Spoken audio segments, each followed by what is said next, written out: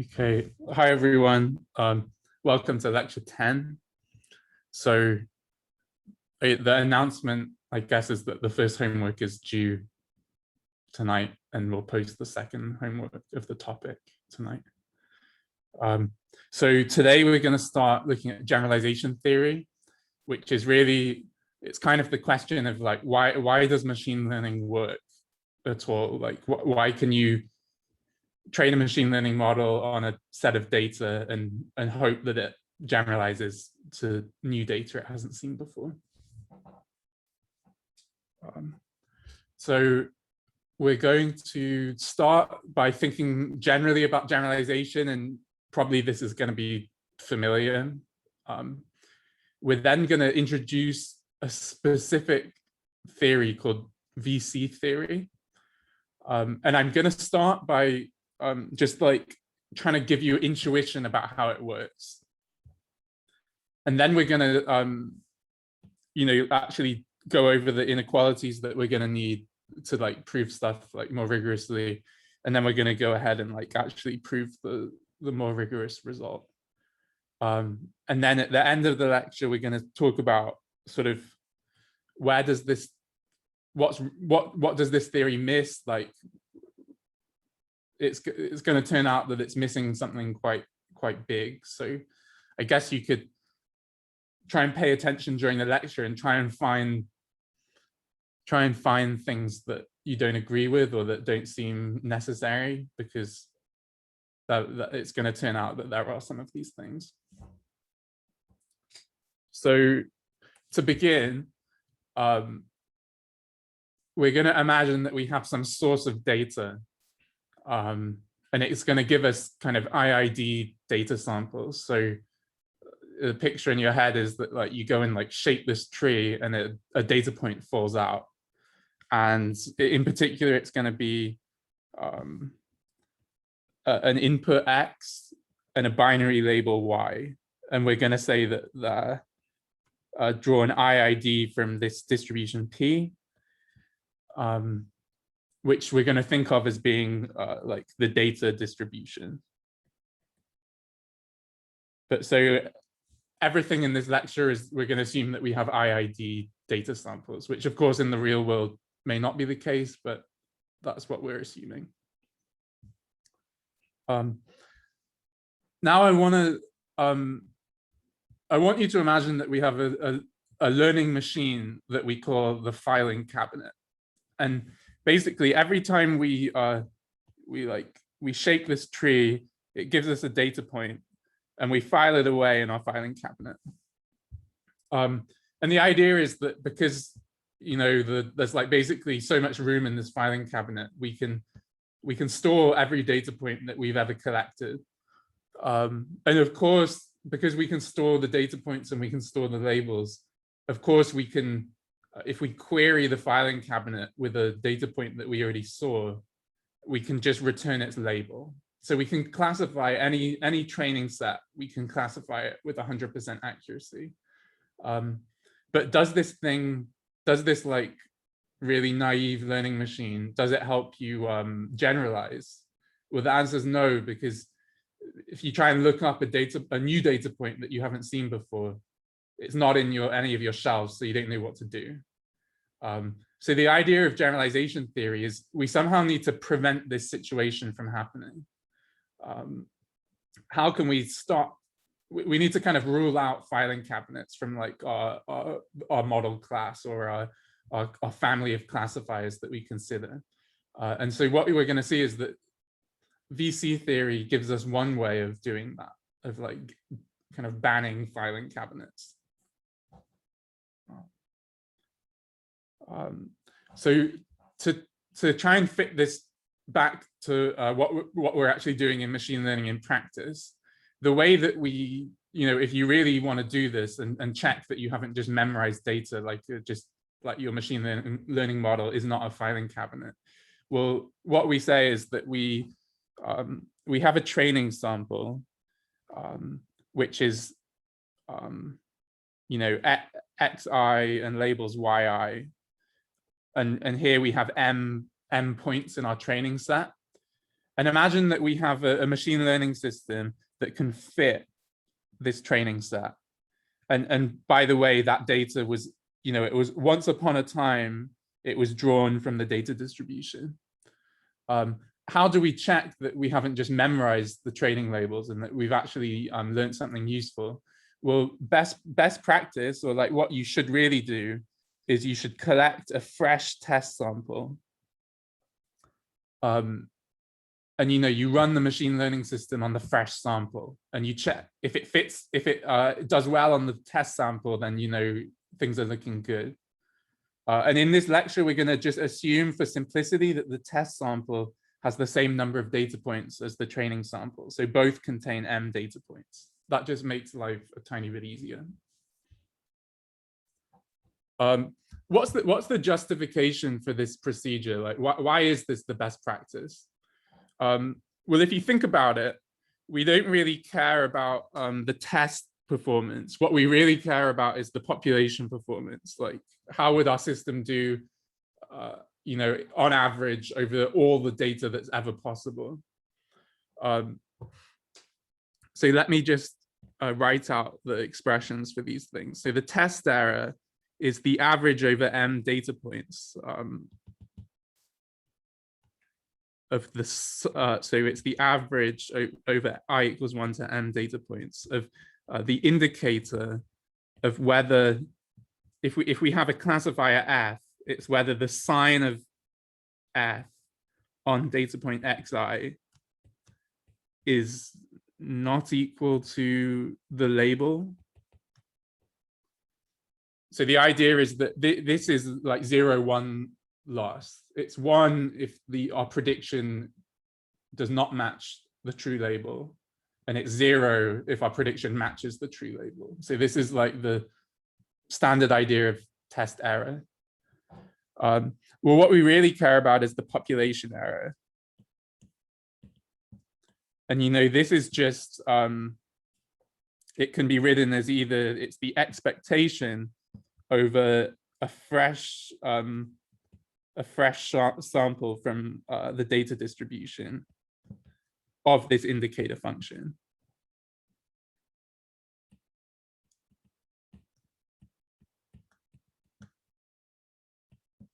Which is equivalent to the probability that a fresh sample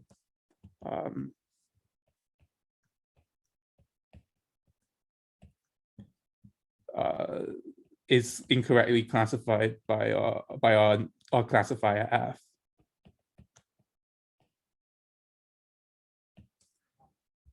So the justification for caring about test error on a fresh sample of m points is that by the law of large numbers, if we make m really large, this is just the empirical estimate of this population mean. So by the law of large numbers, it will, if we make m large enough, it will converge to the population error with high probability. So that's the justification. Don't worry, we're like things aren't. We're going to make things like rigorous later on. So for now, yeah, we'll just say law of large numbers. Okay.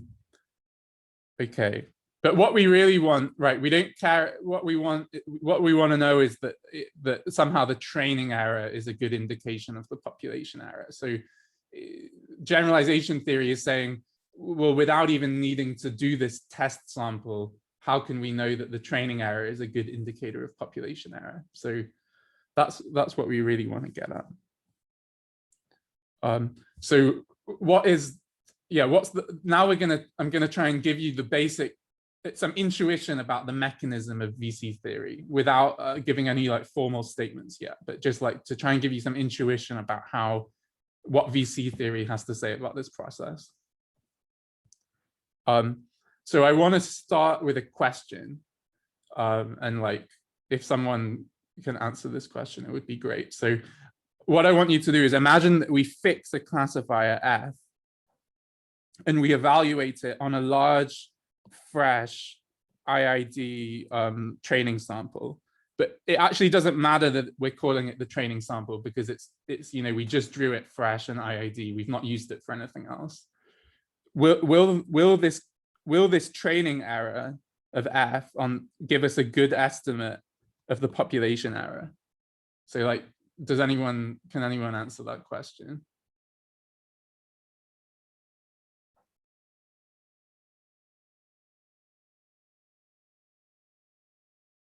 Or does anyone, like, is the question even clear? Like, so we just take a classifier. We're fixing its weights from the start, and we draw a huge sample of data. There's an answer in chat. Oh, yeah. Okay. So thanks, Greg. Greg says it should if the sample is large enough. So that's the answer I wanted. So yes, with high probability. Like the chance of it not working is asking like, what's the probability that we got a super unrepresentative training sample? But if it's large enough, that's got low probability. So this is what we were just talking about, like law of large numbers. You have a really large training sample. You only ever use it once. Things aren't really going to go wrong. So the next question. Now I say, okay, we pick 10 classifiers, F1 up to F10, and we pick them in advance. And then we draw a really large training sample. It's got the same properties. It's a really large, and it's a fresh sample. And we evaluate all 10 classifiers on that training sample. Do you think that the training error that error on that sample that we estimate for all 10 classifiers, is that going to be a good estimate of the population error? Like, does anyone have a sense of that? By the way, when I say that the training sample is large, I mean it's gigantic. It's like billions of data points.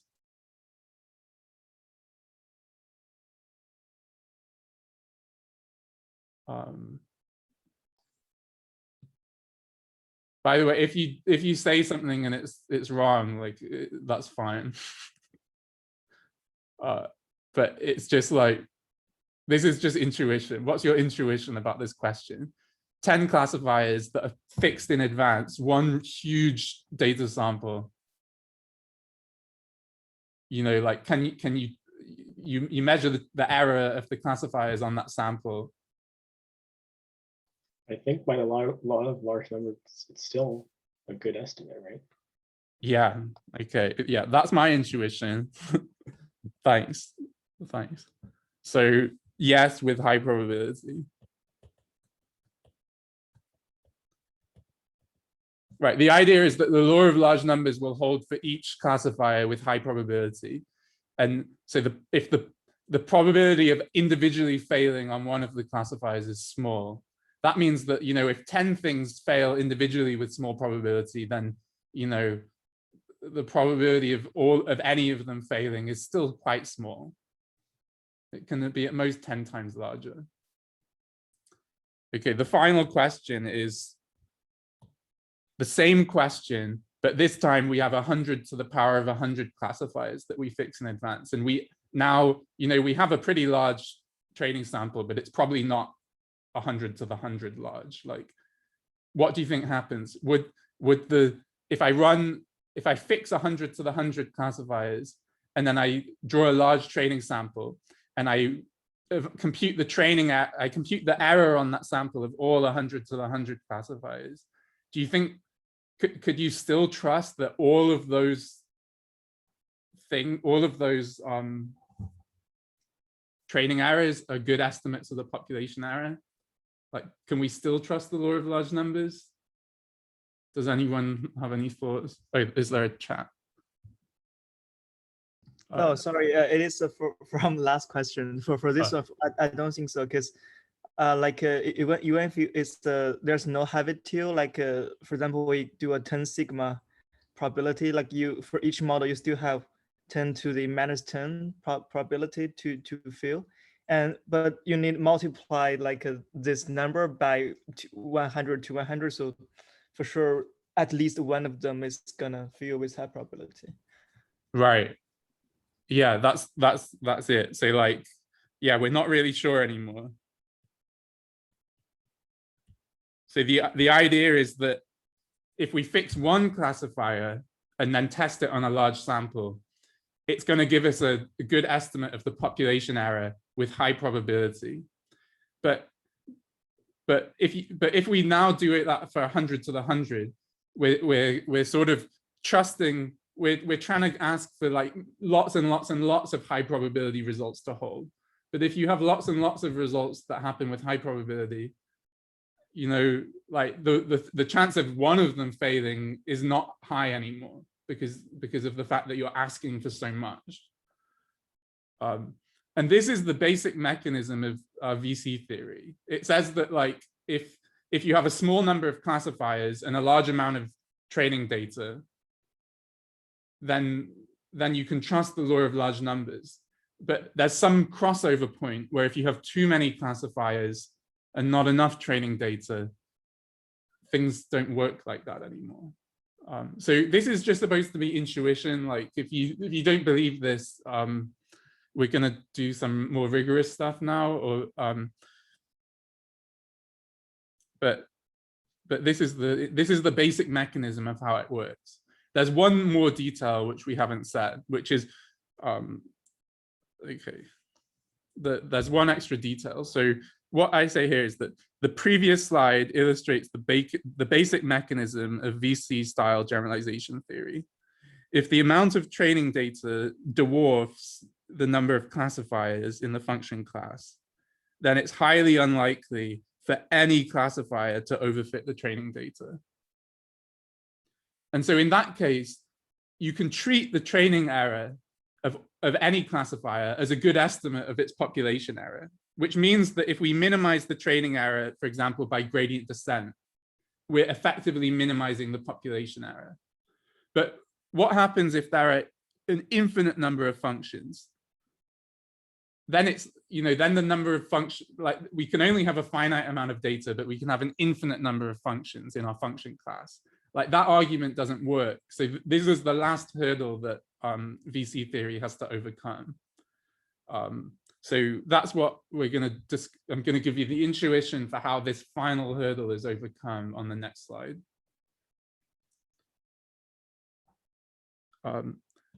So the idea is that although there may be an infinite number of classifiers in our class of classifiers, if we have a finite number of data points, for example, we have 4 data points, then this classifier can only actually realize a finite number of labelings of a finite set of points. So to illustrate what that means, we define a dichotomy to be, you know, a binary labeling of some points.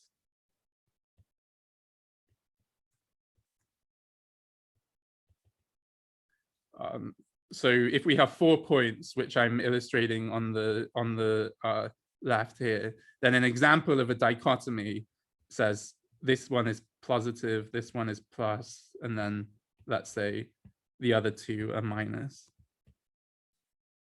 This is an example of a dichotomy. It's just a binary labeling. You know, another dichotomy taking the same points. Here's another dichotomy.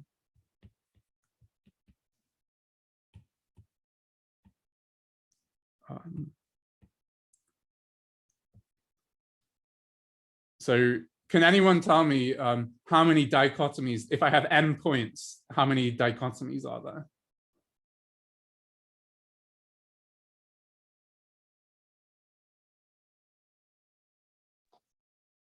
How many oh, sorry, say that again. 2 to the n? Yeah. So for m, like m points implies 2 to the m dichotomies. Okay, let's say that my function class, my class of classifiers is linear separators. For example, like, you know, I'm drawing linear boundaries between the points. Can a linear separator realize all 2 to the n dichotomies? Does anyone have an idea about that?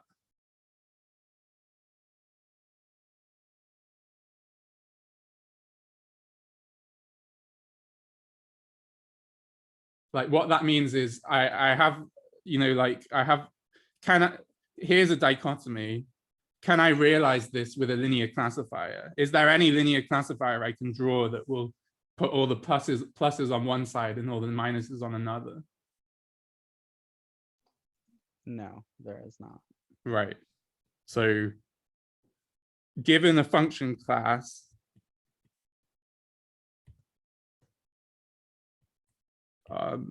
like f, which we're going to think of, for example, as being the class of linear classifiers, or all neural networks with a certain architecture.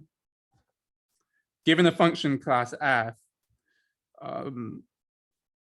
let's write the number of dichotomies that f can realize.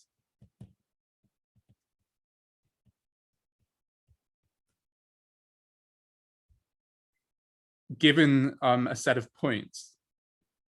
So the number of dichotomies that f realizes on a set of points, which my set of points is going to be labeled as x. So for example, in up above, x is like, you know, it's this set of points. We're going to give this a symbol, n of f of x. And what we've just established is that, you know, n of f of x is, you know, it's at least between 0 and 2 to the m, where m is the number of points in x. So m equals, you know, it's the size of x. So does this make sense? That basically all we've said is that given a set of points, there's a finite number of binary labelings of those points. If further we have a space of classifiers, for example, all linear classifiers, since there are certain binary labelings that they can't realize. For example, you're never going to find a linear classifier that separates these points. This is the equivalent. Well, anyway, okay, you'll never be able to find one. So because not all dichotomies are realizable, in other words, not all binary labelings are realizable by a given class of classifiers, we're introducing a notation that describes the number that are realizable, and we're just going to call that n of f. So it depends on the class, the function class, and it depends on the precise positions of the points. And what VC theory says is even when f is infinite, we actually don't care about f or how big it is. What we care about is just this number. So it's the number of dichotomies of a finite set of points, which is always finite, even for an infinite function class. So this is how VC theory gets around the problem of, you know, you may have an infinite function space. It doesn't matter. All you care about is how many binary labelings your classifier can realize on a set of points in a certain position.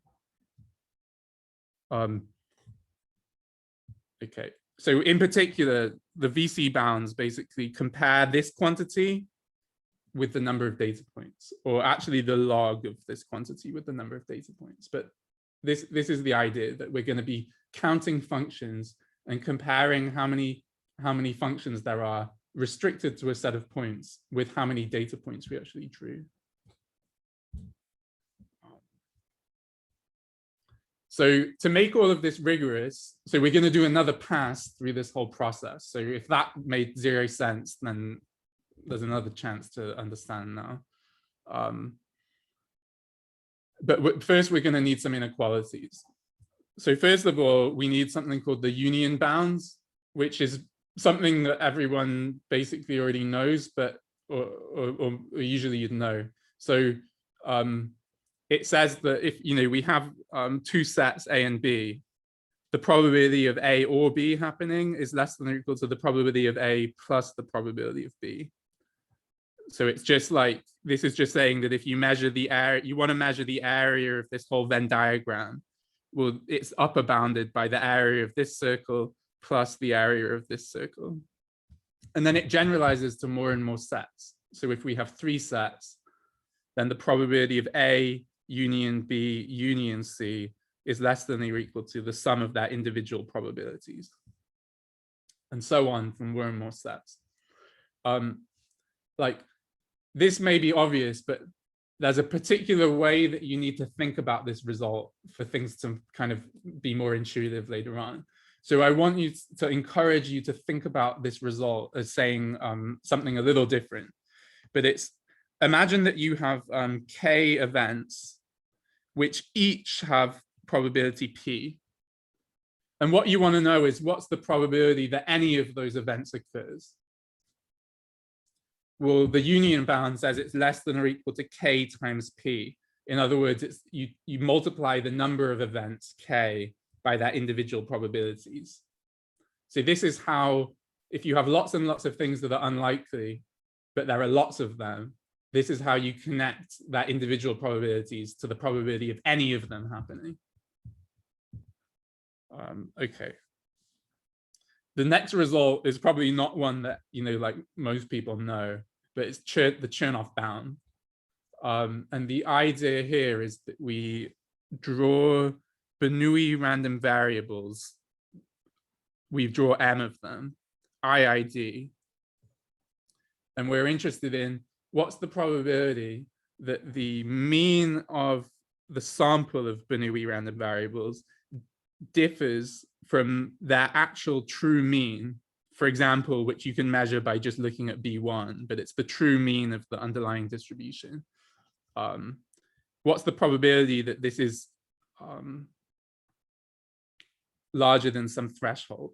So what we're saying is, imagine that we're flipping we flip an unfair coin M times. What's the probability that the average number of heads differs from the true bias of the coin, or the expected, the expectation.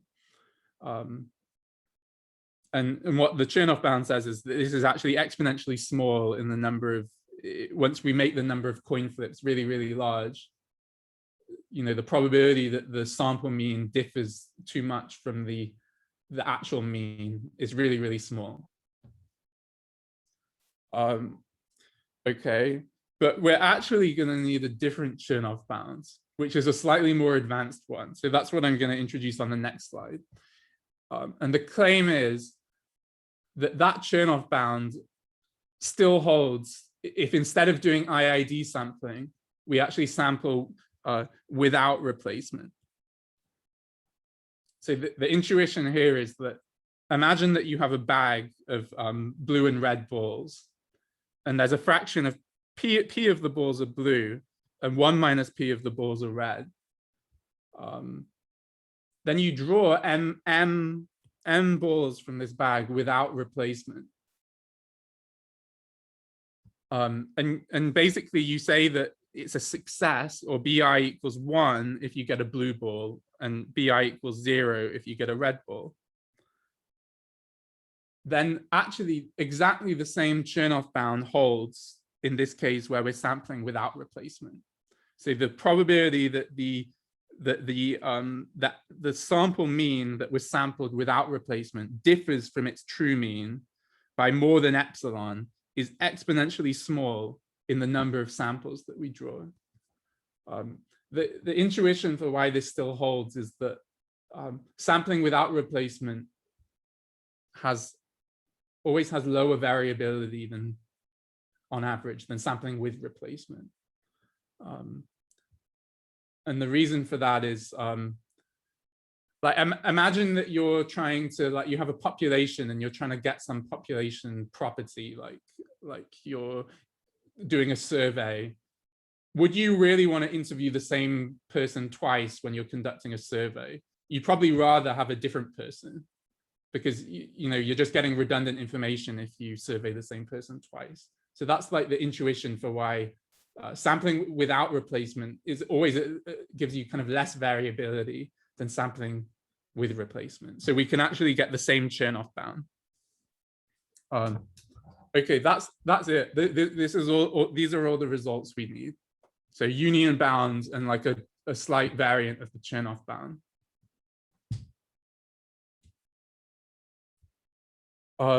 So now we're going to actually get to the main result, like what is the VC bounds, and how do we prove it?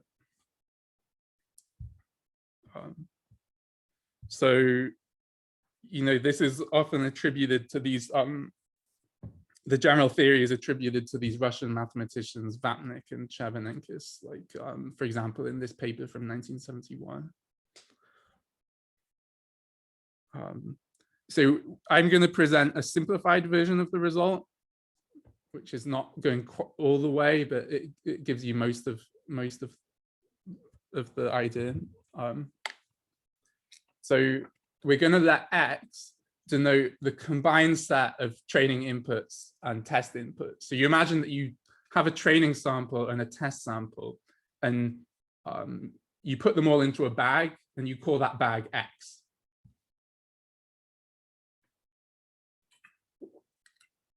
Then what the result says, the statement of the result is it's like this. The probability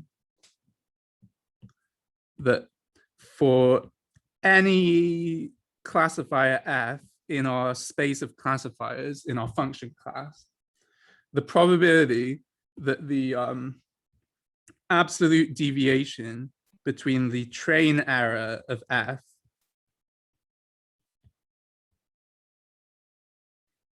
and the test error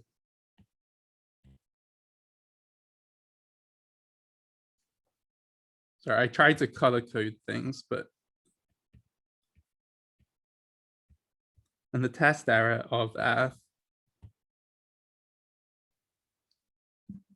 the probability that for any function, for any classifier, that this thing is greater than or equal to epsilon, some small number, is bounded by, well, on the denominator, there's something which, as we make m large, it grows exponentially.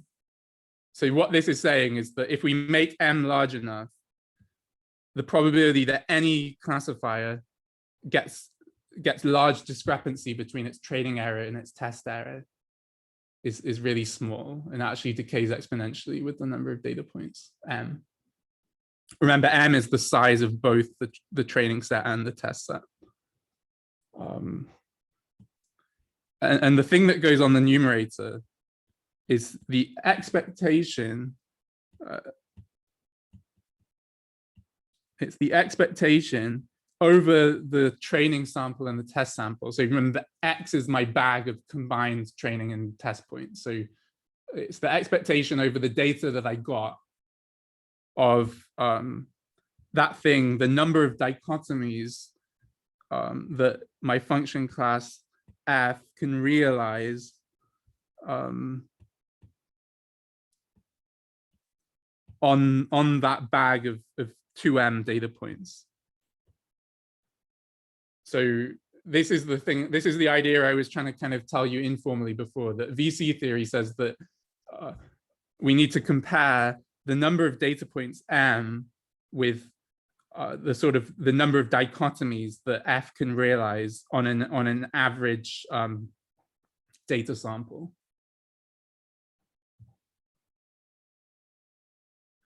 And if this thing on the right hand side is really small, then none of my classifiers will get the probability that any of my classifiers overfit, by overfit meaning this is large, is really small. So this is the mechanism, this is the thing that VC theory wants to prove. Now, remember, like, this may not be the most important thing to prove. Like, you know, like you could be critical and you could say, do I really care that all my classifiers don't overfit? Like, maybe not, maybe you don't care about that, but this is what the VC theory proves, is that no classifiers overfit if this thing is small with high probability. Okay, so how is this result actually proved? Or actually, sorry, does anyone have questions at this point? Hey, Jeremy, just to clarify, we assume the X, the training and test set are like ID sampled from the tree, right? Yeah. I see. And we also randomly split this into the training and test. Yeah, the next slide actually goes into a little more detail on that. Okay, sorry. Yeah. Gotcha. But no, that is an important thing to clarify. Yeah. Can I ask a question, Jerry? Yeah, go ahead. What would be an analogous statement for regression tasks? That's a good question. Very good one. I can answer it if you don't. Oh yeah, please. Yeah, you have to replace that that NFX with something called the pseudo dimension or the covering number. But you get a very similar guarantee.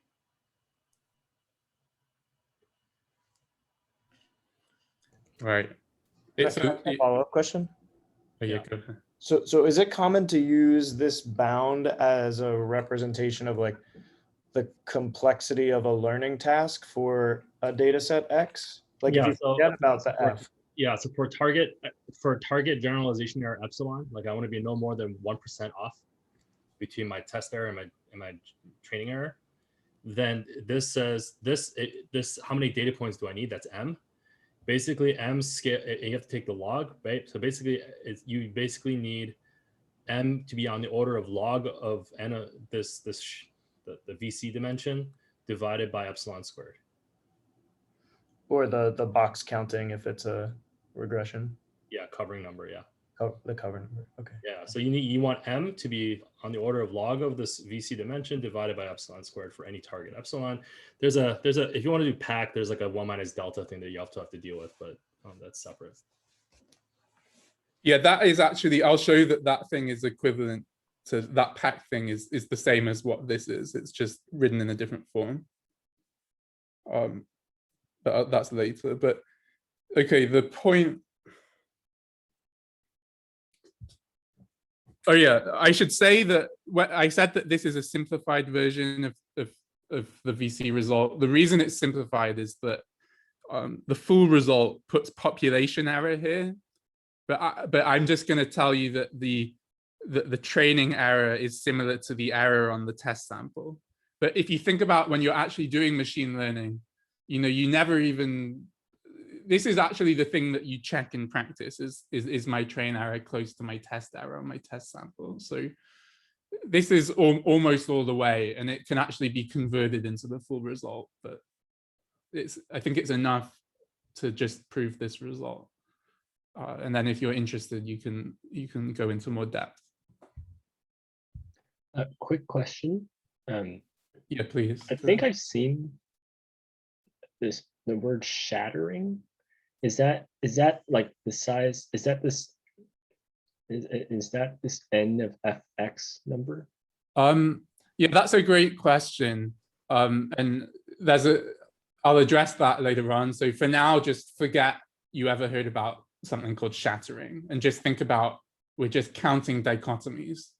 But yeah, I'll try and make that connection later on. Got it. Thanks. Okay, so yeah, let's just continue now. So to go a bit more detail into Guanya's question, like the structure of the proof, it says that we break this is like a really subtle point, but it's like the important detail of the proof is that we're going to break up our data sampling into 2 stages. So first of all, we go in and we shape the data tree 2m times, and we collect 2m data points, which we're going to call x. and we're going to think about putting them into a bag. You know, we've got 2M data points in our bag. And then to actually finally get the train and the test sample, we're going to imagine that we draw M points from the bag without replacement. And the ones that we remove from the bag, they're going to be our training set. And the ones that we leave in the bag are going to be the test set. So it's equivalent to just drawing a test set and a train set IID directly, but you're free to break it up into these two stages if you want. And there's going to, conceptually, there's going to be an advantage to breaking this up into two stages. So what the advantage is that at the end of step one, you know, we've got our bag of data points, but we don't yet know which ones will be train points and which ones will be test points. But what we can do is we can take our space of classifiers F, and we can think about all of the dichotomies that F can realize on this bag. So we think that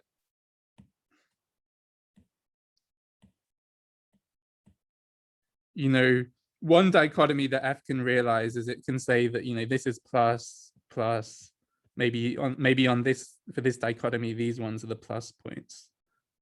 Maybe for this one, all of them are plus. And then, you know, the rest of them are minuses.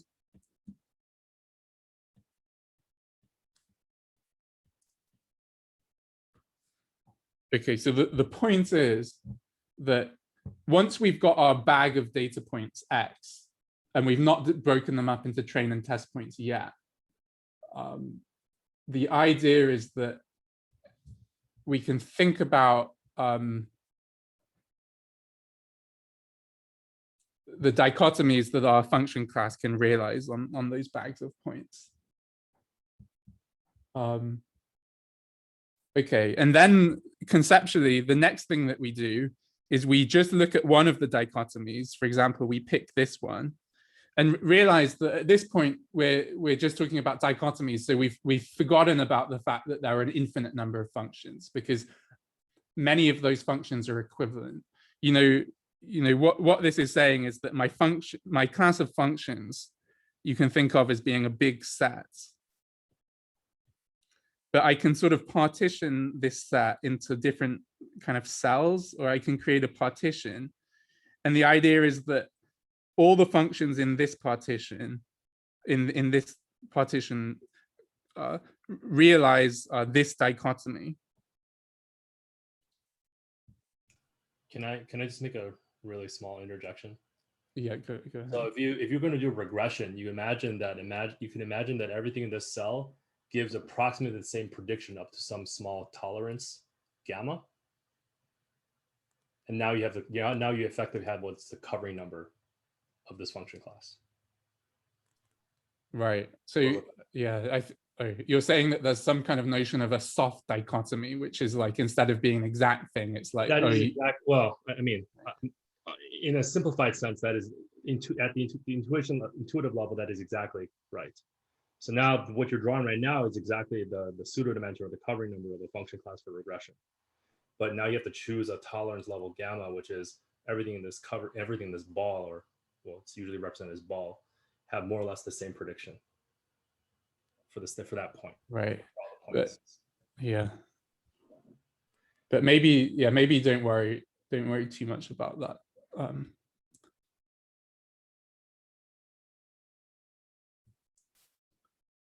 Okay. So the idea is that we can now, what we're going to do is now think about just one of these dichotomies. For example, this one.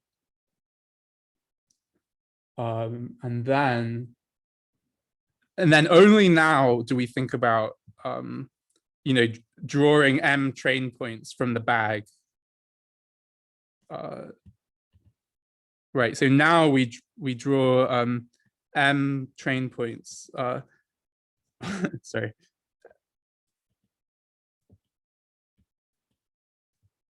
from the bag. And now what we're going to do is we're going to compare the training error of the train points for this dichotomy with,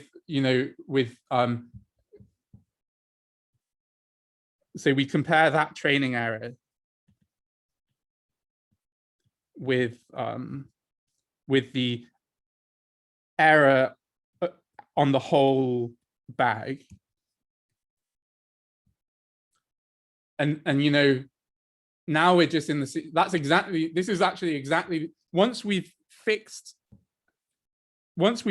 X, we fixed this bag, we've also fixed the dichotomy that we're considering. We're in exactly the situation where that Chernoff bound holds. We're just drawing balls from a bag, and we're comparing the training error, which is just the, like the average number of misclassifications that this dichotomy causes compared to the true labels of those points. And we're comparing that to the average error across the whole bag before we pulled the balls out. So this is a bit subtle, but this is I'm trying to give you even more intuition about like how VC theory actually breaks up the calculation into something that's tractable, I guess.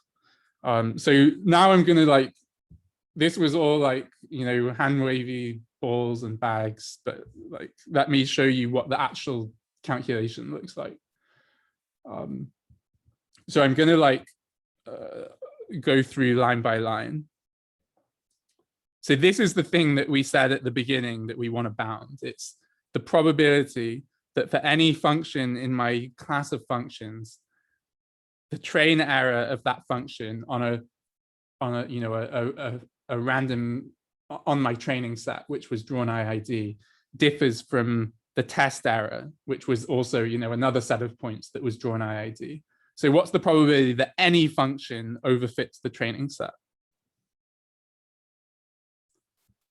Now, we're going to use the law of total probability to break this up into first sampling, what's the probability of a particular X, the combined training and test set? And then what's the probability of, this thing, but conditioned on my bag of data points?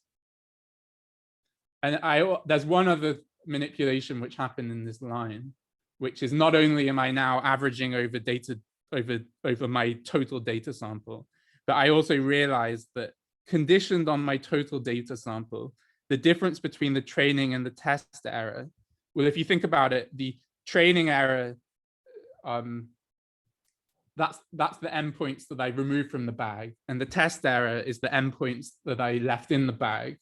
But because now there's only a finite number of points in X,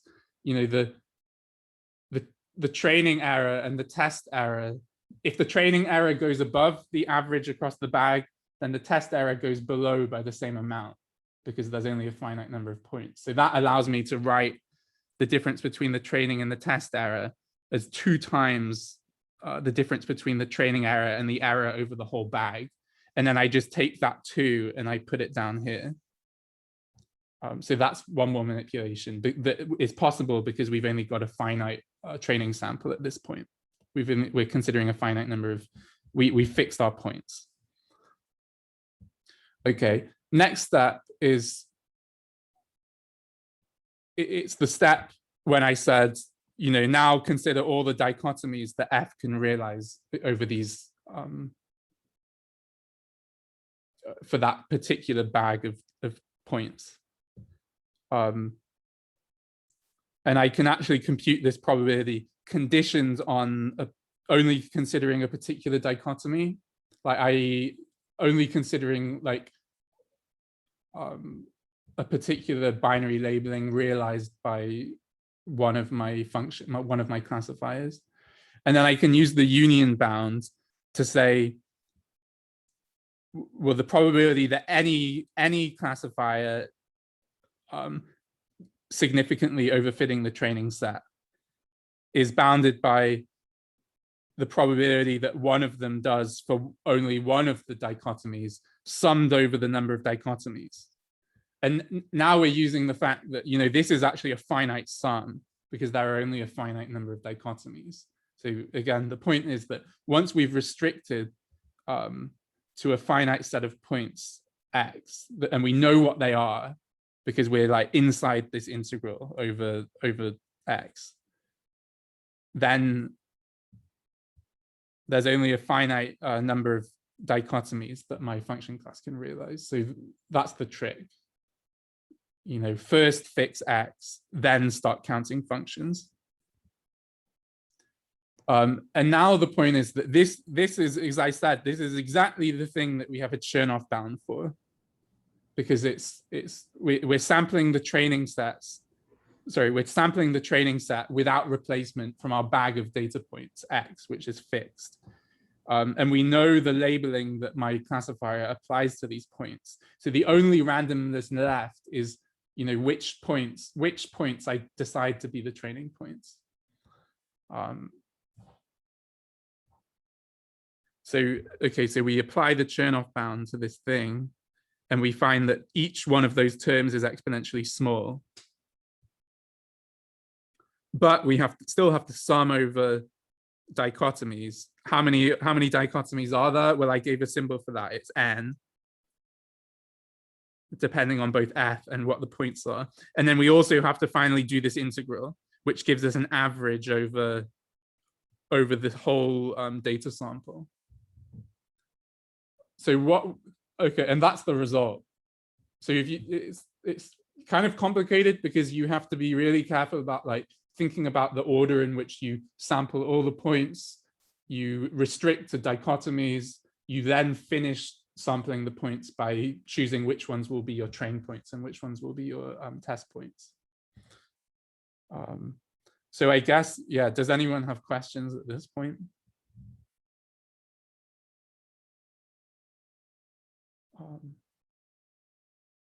Either about, the proof or about the implication of this result, I guess. Jeremy, one thing that's confusing me is how in practice would we find this n of f comma x? Do we just take it to be some constant that doesn't really matter? Or? That's a great question. So question 2 on the homework, which I'm going to post tonight, is going to look at computing this number. Well, I'm not going to ask you to compute it yourself, but for linear classifiers, there's a result on exactly what this number is. So given a set of points in d-dimensional space, given m points in d-dimensional space, there's a formula for this thing, which, that's a great point, that it's combinatorics at this point. You're counting functions on a finite set of points. So yeah, it's challenging to work out those numbers, but it's just the purely combinatorial problem of you're counting things. So I think maybe that's a reason people really like VC theory, and it's because it's partly it's just really a really elegant mathematical problem. So now you can see there's a whole industry of taking different machine learning classifiers and computing this number.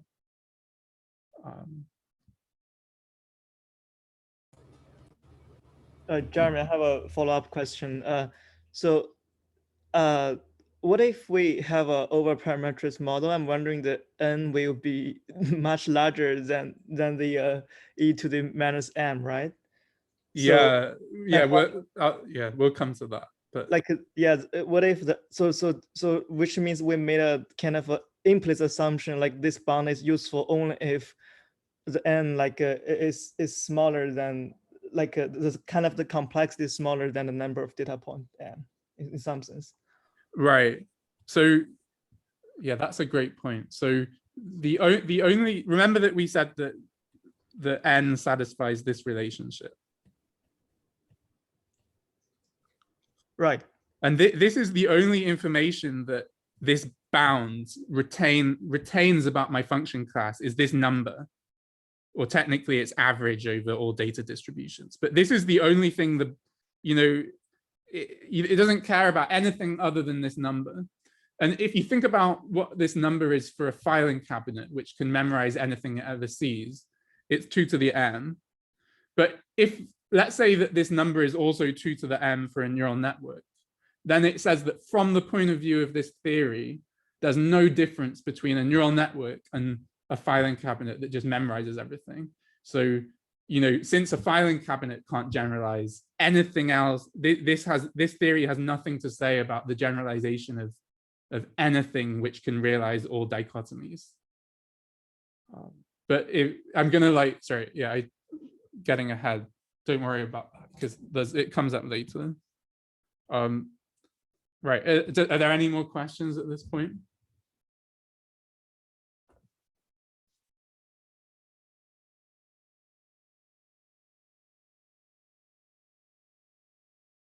Okay, I'll keep going.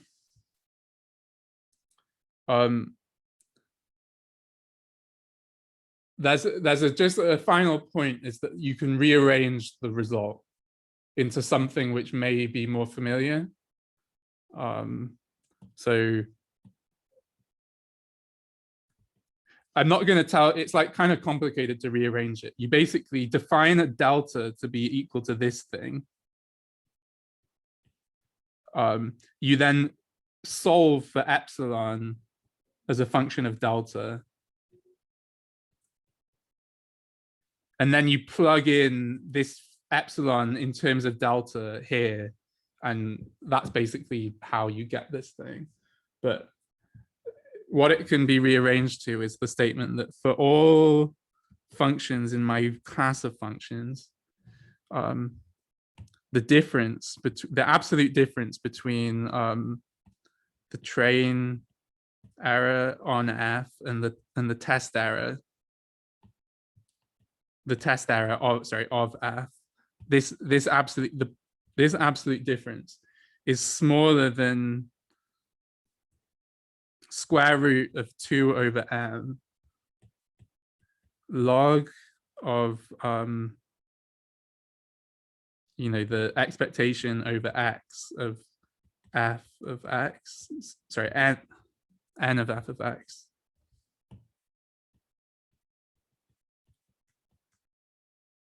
plus log of 2 over delta with probability 1 minus delta.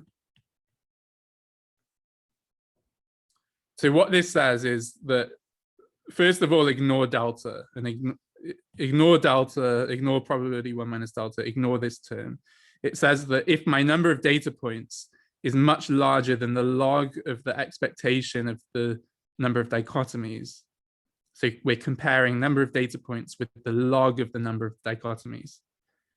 If this thing is much larger than this thing, then this right-hand side is 0 or is very small.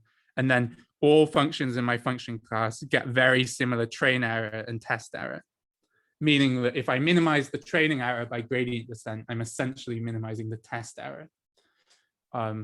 So that's another form which this is more usually presented as.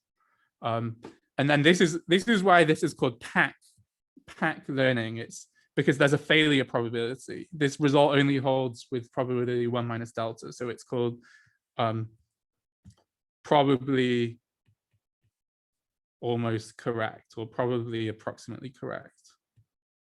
So this is called a pack bound. So there's some probability that things go wrong. You can imagine that there's some probability that your training sample was totally bad. Like, for example, you're trying to classify between cats and dogs, but you only got images of cats. Then you definitely can't generalize. So so there's always some probability that things go wrong. But okay.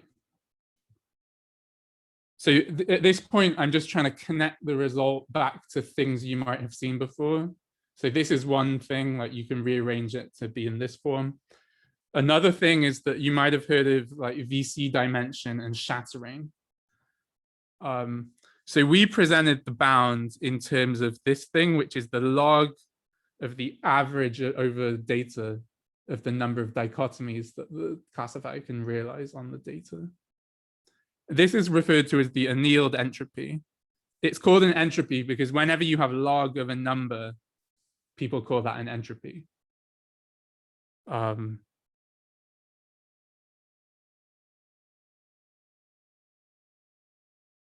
it's possible to upper bound the annealed entropy in terms of a new quantity called the VC dimension. And what that means is that, you know, if you can take this bound and you can replace this with the VC dimension. So this is actually a better bound that we've proved, but you can weaken it and then write it in terms of the VC dimension. So what is the VC dimension?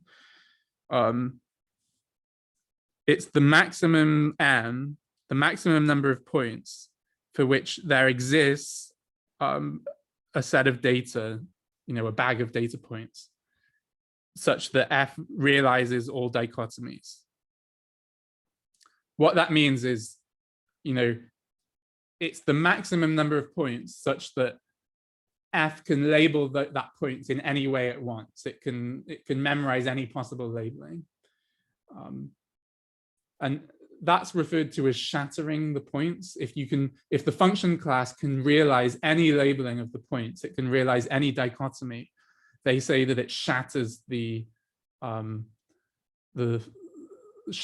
points. I tried to like think about why they use the word shattering, and like, I'm not totally sure, but my guess is that you imagine your data is like some points, and you imagine that this is really like you're looking at it in a window, and that you like, if you shatter the window, you know, you induce all these little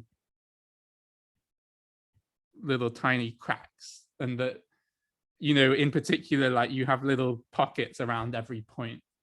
So I think that's probably where the term shattering comes from. You imagine that the classifier is so powerful that it can realize any decision boundary over the points. Okay, but this isn't okay. It's just the reason that this is nice is because the VC dimension is a single number, whereas this thing, you know, it involves an average over all data distributions of, so, you know, like there's something more elegant about saying, according to VC theory, if you use this number, then you only need to have small number of data points compared to the log of the VC dimension. So yeah, you can re-express the bounds in terms of the VC dimension, but don't worry, because the bound that we presented is actually like a stronger result, but this is just something if you're interested to go further.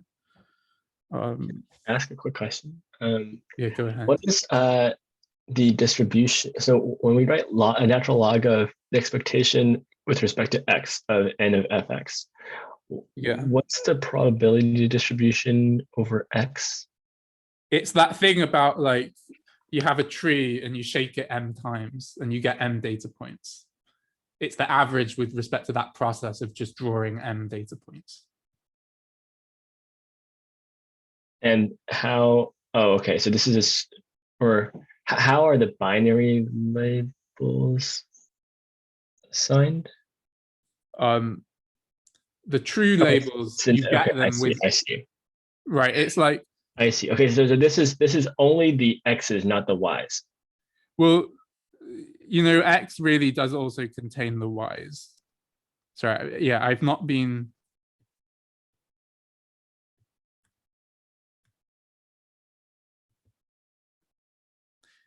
So in the bounds, we were saying that x is actually 2m data points because we're going to use it to give us both the training points and the test points. But basically, x contains the y's, and then, but for computing this, you don't care about what the y's are. They're not relevant. Right. Okay.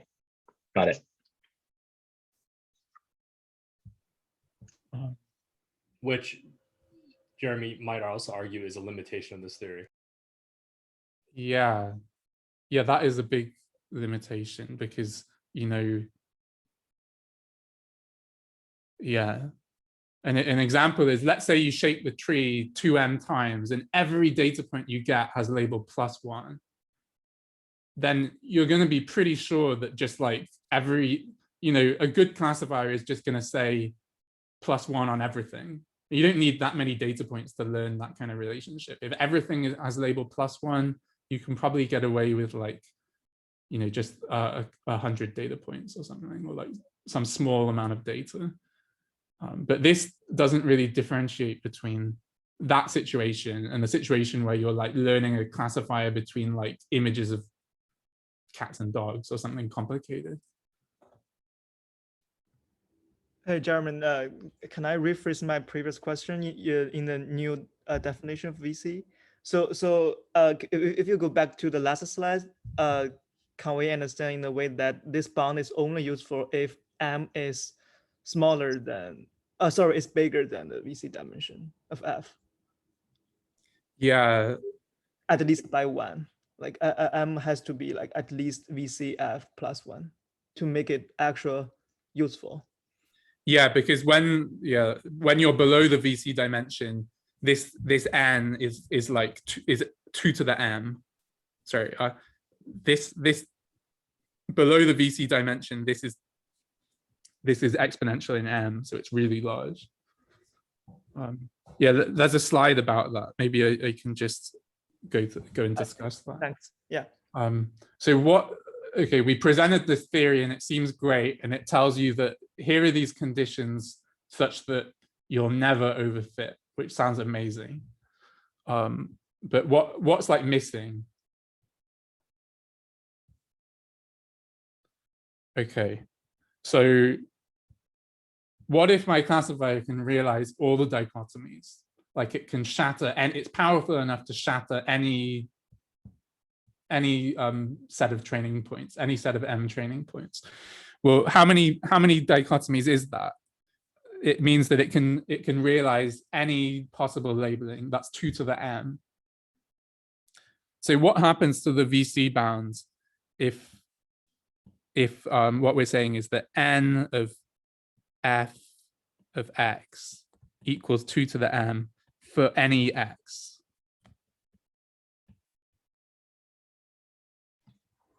So maybe let me.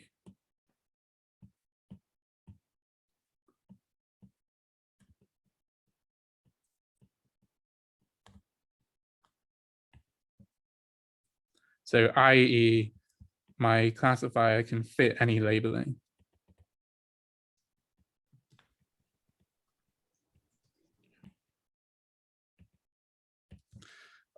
So the answer to the first question, what's the total number, is 2 to the m. So what happens, let me just get the bounds. Wrong one.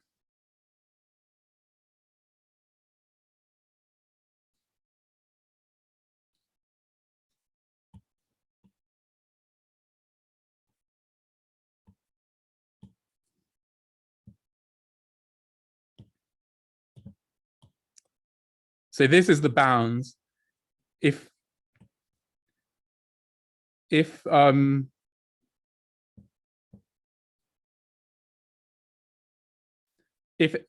is 2 to the m, then the right hand side becomes equal to 2 times 2 to the m divided by exponential of m epsilon squared over 2. And the point is that for epsilon in between 0 and 1, which is the range of epsilon we care about, because the train error actually can't be more than 1 away from the test error, because both the errors are between 0 and 1. So for this range of epsilon, this thing actually grows with m, and it actually grows exponentially with m. So the thing that you actually want to decay as you increase the number of data points is actually growing exponentially. So it says that what this says is that if my classifier can realize any labeling of the data points, then the bound tells you that the probability that any of my classifiers over fit is smaller than like 1 billion or like 2 billion or like, you know, a huge number. So it's like, it's not even giving you probabilities that are like smaller than 1. So yeah, if the learning machine is capable of memorizing any or remembering any labeling of the training data, this doesn't give you interesting bounds, or that you say that they're vacuous.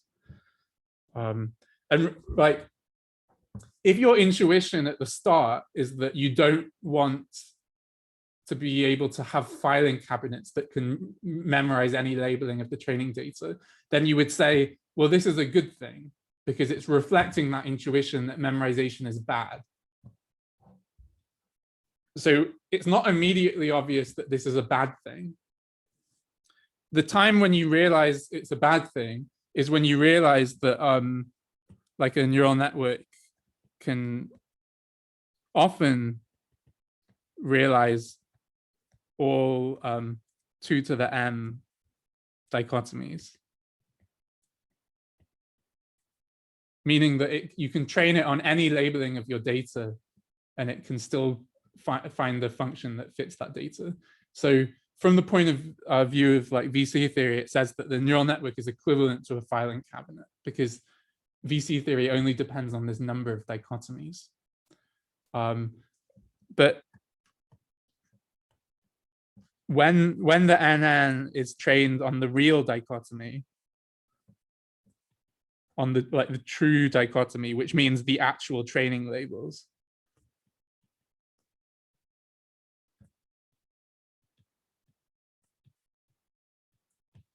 right, it still generalizes. So like this is like unexpected if you've only seen like VC theory.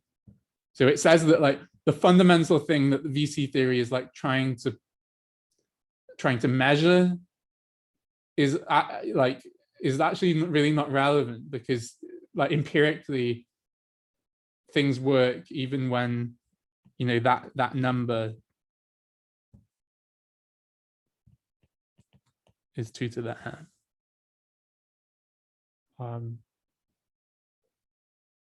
So I think, yeah, like there's a bit more to say, but I think I put that on the summary slide. So VC theory, what it does is it seeks conditions for when no classifier in my function class f will overfit to the train set.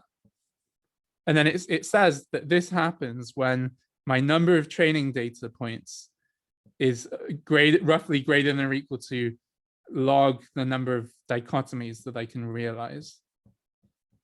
But for a neural network, the number of dichotomies is huge. It's like actually exponential in the number of data points, meaning it's unclear, like we're actually not working in this, in deep learning, we're often not in this regime, yet things still generalize. So like what's going wrong with the theory? Well, one point is like, do we really require that no classifier overfits? Like, maybe not. Maybe we're asking for too much.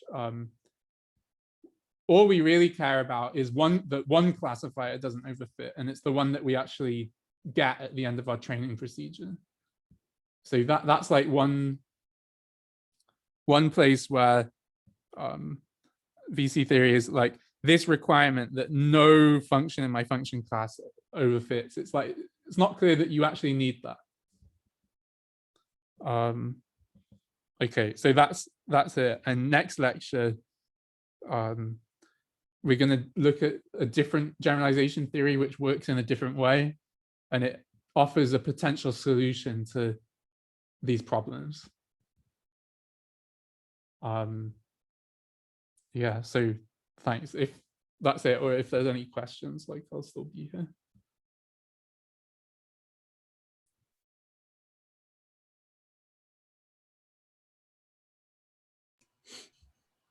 Questions?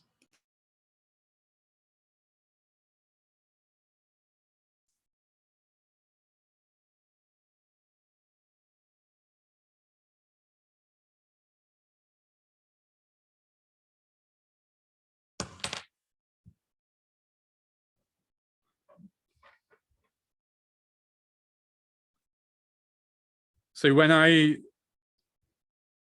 the tricky thing, at least for me, was like this idea of the proof where you like break up the data sampling into 2 stages. And yeah, I guess I tried to give intuition about that, but like, yeah, this is the argument.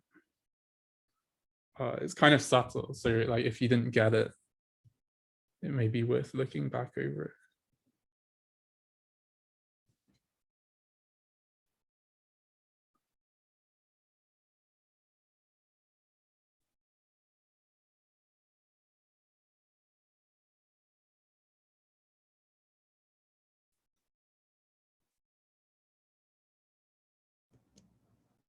Hey, Jeremy, a question related to your last comment. You said one reason the VC theory kind of doesn't explain modern machine learning, deep learning is it requires all like a f in a function class does not overfit, right? So my question is, do you think another reason is it does not assume anything on the tree, on the data set where you sample from?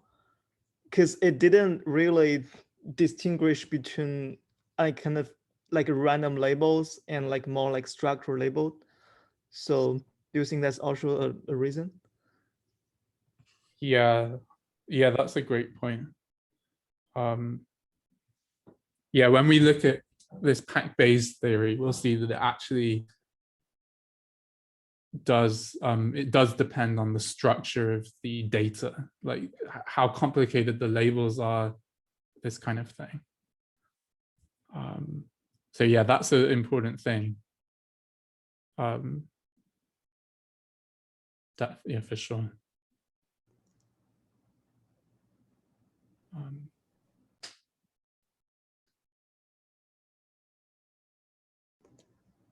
Is the idea for that you're if you think of there being like a prior distribution over the parameters for f, then instead of just talking about n of f and x, where like the largest number might be in the corner in the tail of your prior, and so you kind of weight based on that?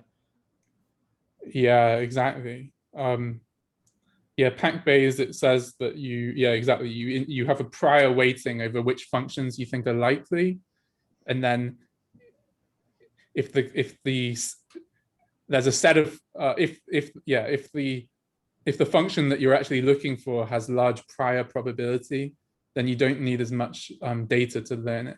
So in particular, let's say some labelings are kind of simple, like, everything getting plus is a kind of simple labeling.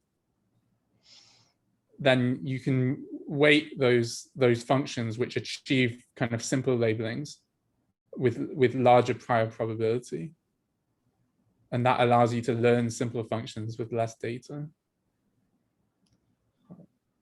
So is there a function class that makes this useful for talking about I guess I'm curious how to talk about the learnability, comparing the learnability of 2 different functions.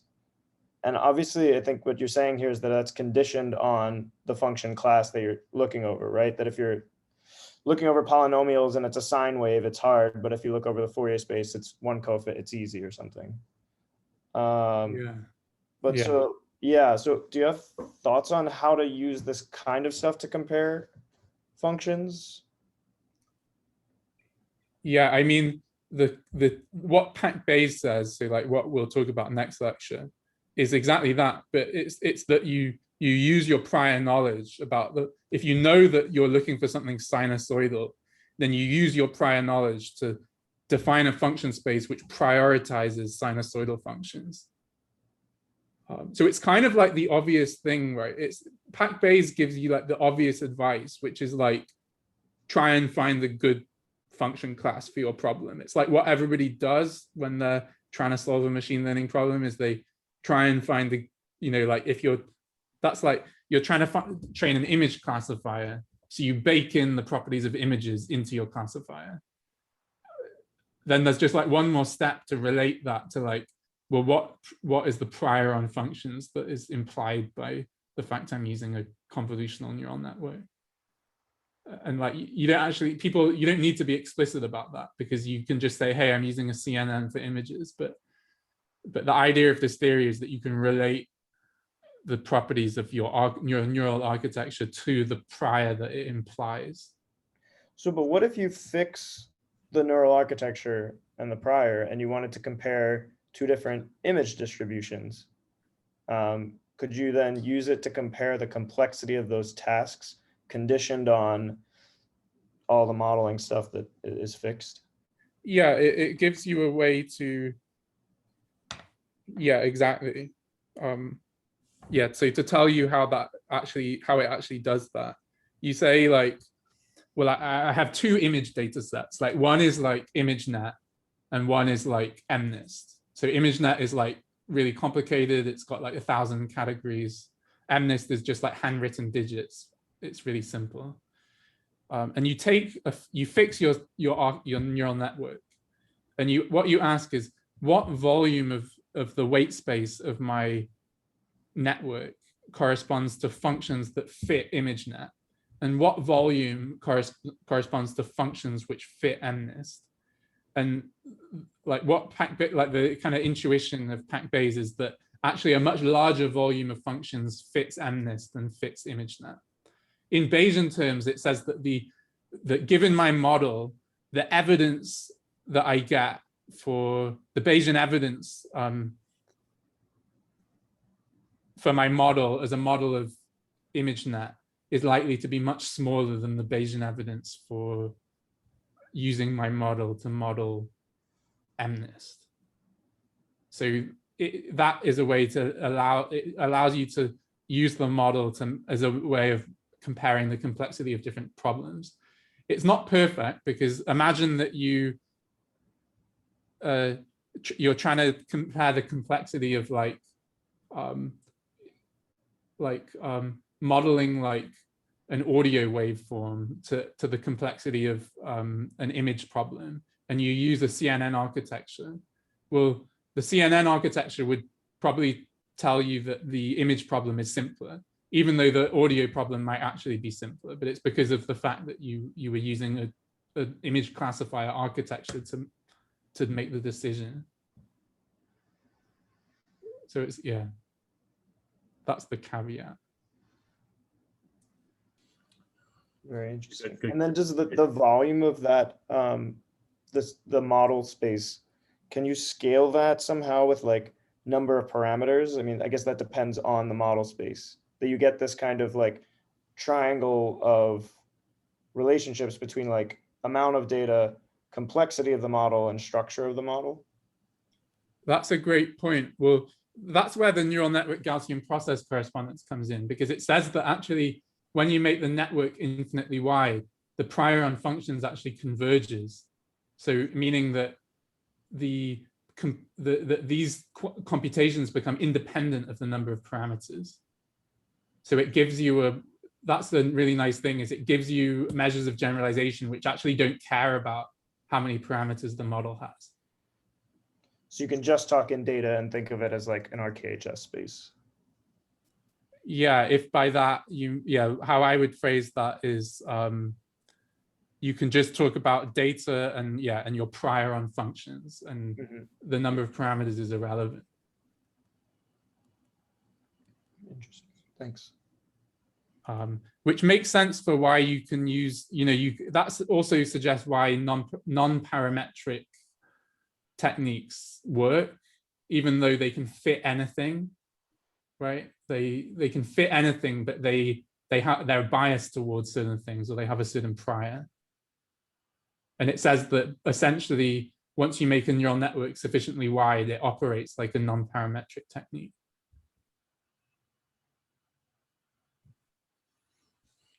This is a great cliffhanger and teaser for next lecture. Stop recording now.